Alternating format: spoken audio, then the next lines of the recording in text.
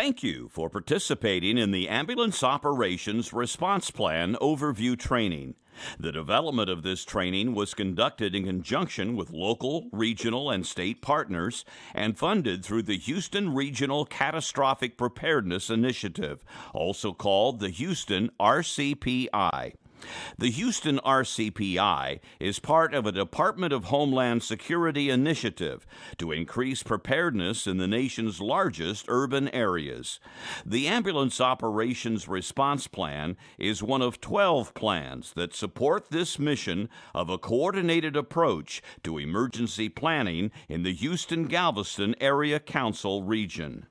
Today's agenda aims to provide an overview of the Ambulance Operations Response Plan, also called the AMOPS Response Plan. The training will explain the purpose of the plan, describe how it integrates with other regional plans, and review its activation, notification, and mobilization procedures. Additionally, the training provides operational and communications considerations for users of the plan. The purpose of the plan is to provide a process for coordination of emergency medical service resources in response to a no-notice mass casualty incident in the region served by the Catastrophic Medical Operations Center. The plan focuses not on jurisdictional or local response procedures, but on regional support and coordination for activation, notification, and mobilization. The Ambulance Operations Response Plan is one of 12 regional plans aimed at coordinating response following a no-notice mass casualty incident. Ensuring the integration of the plans listed here was a priority when developing the plan. Therefore, the procedures and processes contained within do not contradict other local, regional, and state plans, but provide a seamless integration of regional planning efforts. Chart 1 from the Plan Implementation Guide reminds us that while the Ambulance Operations Response Plan is activated, other regional plans may also be required to respond to the catastrophic incident. The top portion of Chart 2 shows the primary support plans to the Ambulance Operations Response Plan.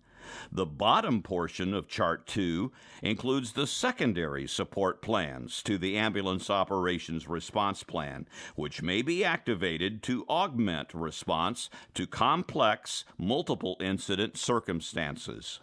The Ambulance Operations Response Plan addresses the activation, notification, and mobilization of EMS resources, or the first portion of the EMS response cycle, as shown in the figure. Following these three steps, the Catastrophic Medical Operations Center is responsible for the steps of staging, deployment, pickup, transport, and drop-off. Any incident that stresses a jurisdiction's EMS capabilities may trigger activation of the Ambulance Operations Response Plan. The affected jurisdiction contacts the Southeast Texas Regional Advisory Council Regional Communications Center to request activation and provide incident information. The Regional Communications Center will then activate Ambulance Operations Command and prepare emergency notification. The Southeast Texas Regional Advisory Council, also called SETRAC, will immediately confirm the incident information provided by the affected jurisdiction. Following confirmation, SETRAC will notify EMS providers via their mass notification system and request information regarding resource availability. A conference call will be held with agencies participating in response operations to brief them on the incident and determine the need for mobilization. Mobilization, as defined by this plan, is the coordination of EMS strike teams to deploy to an identified staging area. Following mobilization, the CMOC CONOPS is in effect, and the CMOC will coordinate continuing operations. The Ambulance Operations Response Plan identifies the three-step process for requesting EMS resources in the event of a no-notice mass casualty incident. The amount of needed resources is determined using established mass casualty incident levels. Local jurisdictions are responsible for EMS operations until their equipment and personnel arrive at the staging area. From that point, all resources become part of the incident command structure. Upon demobilization, local jurisdictions may resume normal operations. The RCC is staffed 24 hours a day, 7 days a week, and can accept resource requests through multiple methods of communication. Agencies responding to the scene of the incident should communicate directly with response entities on scene. If this is not possible, communication should occur directly with the AMOPS Communication Liaison. This concludes the overview of the Ambulance Operations Response Plan.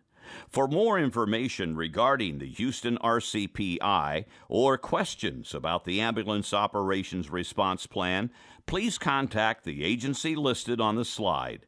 The 12 regional plans and plan-specific training presentations are located at www.houstonuazi.com. Thank you for your participation.